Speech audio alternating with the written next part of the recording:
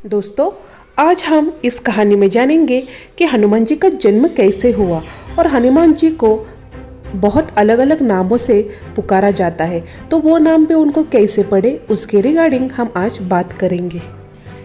यूँ तो भगवान हनुमान जी को अनेक नामों से पुकारा जाता है, जिनमें उनका एक नाम वायुपुत्र भी है, जिसका शास्त्रों में सबसे ज़्यादा उल्लेख मिलता है।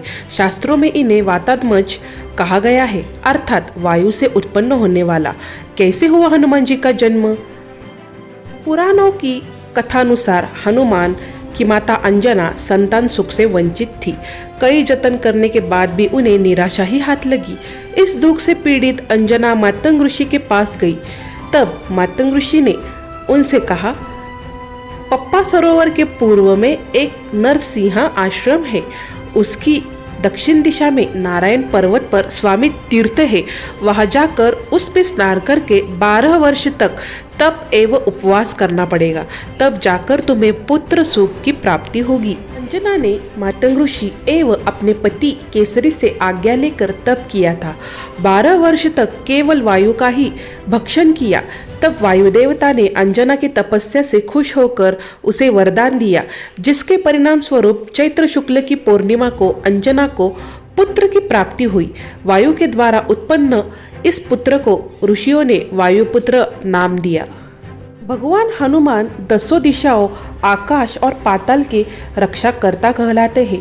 जो भक्त निस्वार्थ भाव से हनुमान जी की पूजा आराधना करते हैं, उन्हें कभी किसी का कष्ट का सामना नहीं करना पड़ता।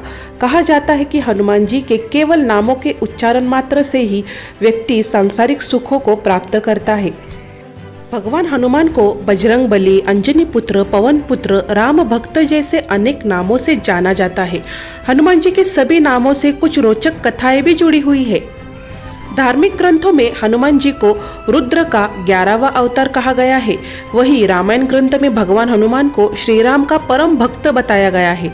आप भी हनुमान जी के कई नामों के बारे में जरूर जानते होंगे, लेकिन क्या आप जानते हैं कि हनुमान जी को ये सारे नाम कैसे मिले? जानते हैं हनुमान जी के नामों से जुड़ी रोचक कथाओं के बारे में। तो हनुमान जी के 5 नाम थे और इससे जुड़ी कुछ कथाएं इस प्रकार है। सबसे पहला नाम हनुमान। पौराणिक कथाओं के अनुसार हनुमान जी के बचपन का नाम मारुति है। एक बार मारुति ने सूर्य को देखकर उसे पका हुआ फल समझ लिया। मारुति के मन में उसे खाने की लालसा हुई और उन्होंने सूरज को निगल लिया।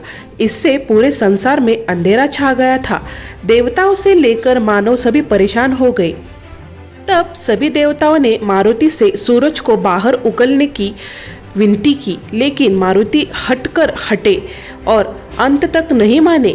ऐसे में विवश होकर भगवान इंद्र को अपना व्रज उठाना पड़ा। इंद्रदेव ने अपने व्रज से मारुति के हनु यानी डुट्टी पर प्रहार किया, जिससे हनुमान जी का हनु टूट गया। इसके कारण ही उनका नाम हनुमान पड़ गया। अब जानते हैं पवन पुत्र नाम कैसे पड़ा। हनुमान जी की माता का नाम अंजनी और पिता का नाम केसरी था, लेकिन फिर भी उन्हें पवन पुत्र के नाम से जाना जाता है।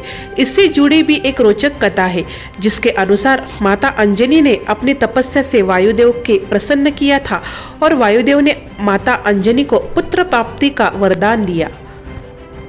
वायुदेव के आशीर्वाद से ही केसरी और अंजनी को पुत्र की प्राप्ति हुई। वायुदेव के आशीर्वाद से जन्म होने के कारण ऋषि मुनियों ने मारुति को वायुपुत्र और पवन पुत्र जैसे नाम दिए। अब जानते हैं तीसरा नाम संकट मोचन। भगवान हनुमान के कई नामों में एक नाम संकट मोचन भी है। जो भक्त श्रद्धा भाव से हनुमान जी की पूजा आराधना करते हैं, उनके सभी कष्ट दूर हो जाते हैं। हनुमान जी के संकट मोचन नाम का कारण यह है कि उन्होंने हमेशा संकटों को दूर कर सबकी रक्षा की है। राम जी के आदेश पर हनुमान जी माता सीता को लंका से वापस लेकर आए।